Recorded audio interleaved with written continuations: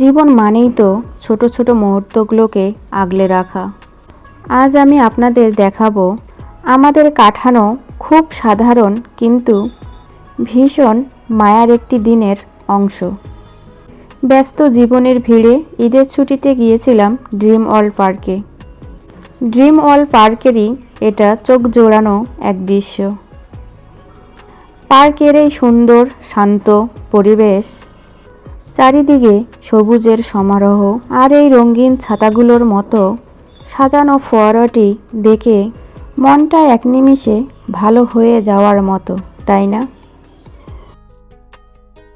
আমার ছোট ছেলে এবং বড় ছেলে এখানে অনেক আনন্দ করেছিল এবং আমরা সবাই এখানে কিছু ছবিও তুলেছিলাম।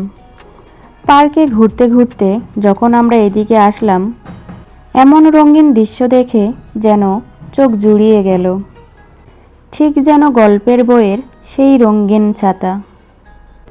ব্যস্ততার জীবনের ভিড়ে যখন আমরা বাইরে ঘুরতে বেড়াই, তখন শুধু আমরা ঘুরি না, স্মৃতি তৈরি করি।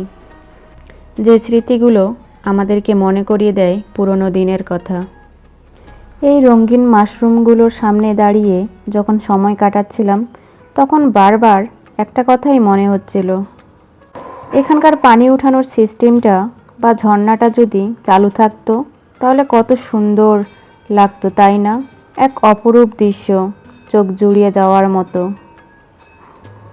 যদিও সচল ছিল না, তারপরও কিন্তু চোখ জুড়ানোর মতো ছিল দৃশ্যটি।